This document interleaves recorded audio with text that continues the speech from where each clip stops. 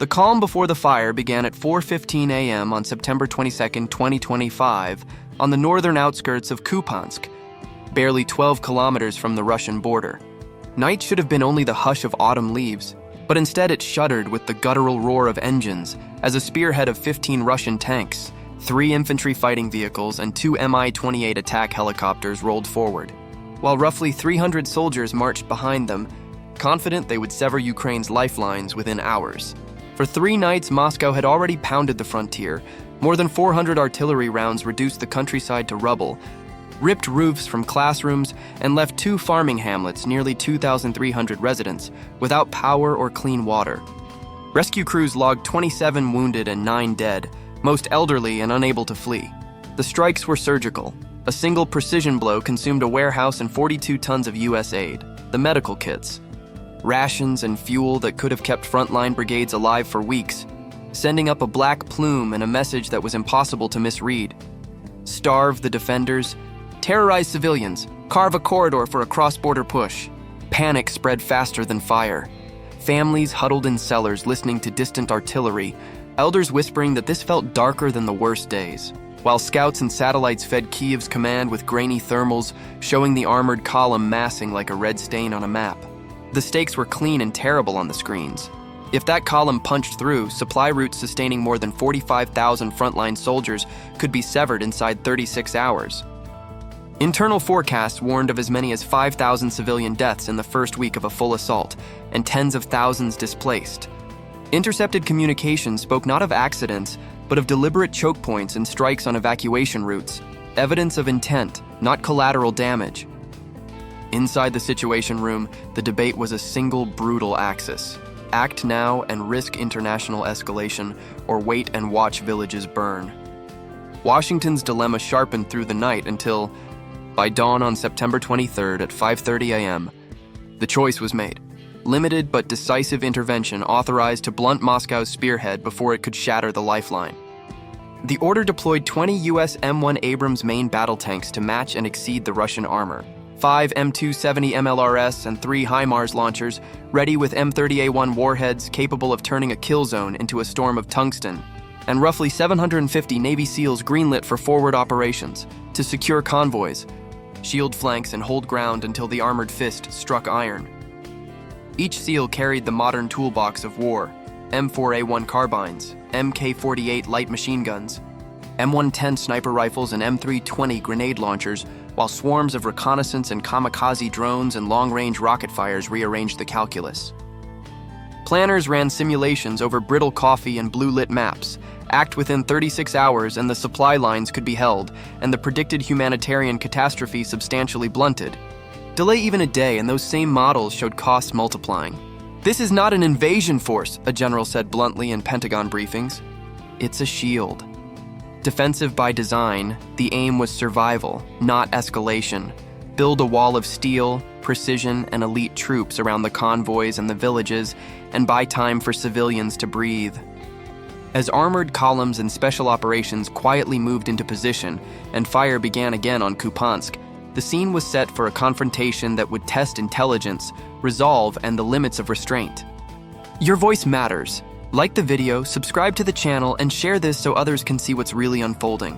The next hours would decide whether the lifeline held or whether the map of this borderland would be rewritten in ash. The forces were set, the defenses in place, but what unfolded next shocked everyone watching. At 5:45 a.m., the skies above northern Kian were pitch black, yet the ground quaked with the grinding weight of engines. The Russian spearhead had begun to move. 15 tanks, 3 infantry fighting vehicles, and 2 Mi-28 helicopters surged forward in formation, their armored silhouettes cutting through the night as nearly 300 troops followed behind, convinced they were hours from tearing a hole through Ukraine's fragile defenses. Then, without warning, silence shattered. From 30 miles away, 3 U.S. HIMARS launchers unleashed their first salvos. Each rocket carried 182,000 tungsten fragments, transforming farmland into a storm of death. Within seconds, 2 tanks and an infantry vehicle were obliterated, their twisted wreckage igniting the night fields. Above, reconnaissance drones drifted silently, guiding the barrage with surgical precision, while loitering kamikaze drones dove like predators into Russian supply trucks, detonating fuel and ammunition stores. The horizon erupted into fireballs so fierce they could be seen across the border. At 6:15 a.m., the battlefield shifted again.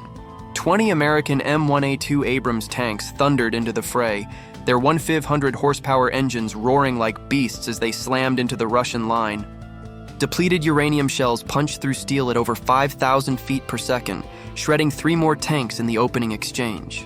On the flanks, 750 Navy SEALs moved in disciplined squads of 12, securing supply routes, cutting down infiltration teams with M4A1 carbines and Mk48 machine guns, ensuring Ukraine's lifeline stayed open. In one brutal ambush, a SEAL squad eliminated 27 Russian soldiers in under 6 minutes without losing a single convoy truck. The Mi-28 helicopters tried to intervene, firing volleys of rockets into the chaos, but an American Stinger team struck back instantly. One helicopter fell in flames while the second retreated, spitting flares into the night sky. In less than 90 seconds of chaos, the battlefield transformed into a graveyard of steel. Out of Russia's spearhead, 9 of 15 tanks were smoking wrecks, 2 infantry vehicles burned out, and more than 120 soldiers lay dead or captured. American losses, though far lighter, were bitterly felt. 3 Abrams tanks disabled, 19 SEALs wounded, 7 killed in action. Yet Kansk's supply lifeline held. For civilians cowering in basements, the thunder they heard was not their destruction, but their survival. Still, the cost was undeniable. Smoke billowed for miles, families mourned. Commanders on both sides grasped that the war had entered a deadlier phase. By dawn on September 23rd, the numbers were cold but unyielding. 9 tanks destroyed, 2 IFVs gone, 120 Russians neutralized, 7 SEALs dead, 19 wounded, 2 Abrams lost. But these were not mere statistics. They were families waiting for news that would never be good. They were photographs clutched in trembling hands. The humanitarian toll spread wider still. 3 days of Russian artillery had already displaced more than 14,000 civilians across Kharkiv. Emergency shelters overflowed. Aid groups warned of medical shortages within 72 hours, and the loss of 42 tons of U.S. supplies haunted relief efforts like a shadow. Survivors told stories more piercing than numbers. A grandmother rescued from a collapsed basement whispering she could not bury another child. For her, Kian's defense was not strategy. It was the fragile line between life and oblivion. Strategically, Washington's gamble had succeeded. The defensive wall of armor, rockets, and special forces blunted Moscow's thrust. NATO allies hailed the stand as proof of resolve, while Moscow condemned it as escalation. Inside the Pentagon, one official admitted, "We bought Ukraine time, but at a price no one should mistake as cheap." The front line quieted into uneasy silence, but beneath it loomed a truth. Had Washington hesitated, 5,000 civilian deaths might have been counted in a single week.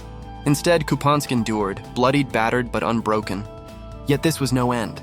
It was a signal. A warning that tomorrow's battles would demand even greater resolve, harder choices, deeper sacrifice. Kian's night of fire and steel left more than wreckage. It carved a lesson into the conscience of nations. Villages burned, aid vanished, thousands displaced, hundreds dead. And yet the supply line stood, the city held, and a mass tragedy was averted. Survival was won, but not for free. Now the question falls to us, the witnesses, the citizens, the ones who must weigh risk against resolve. Was this defense worth the cost? Or was it an escalation too dangerous to sustain? Should America continue to shield Ukraine, or step back and let the storm consume what it will? If you believe this story must be heard, like the video, share it, subscribe, and in the comments below, tell us, if the choice had been yours, what would you have done?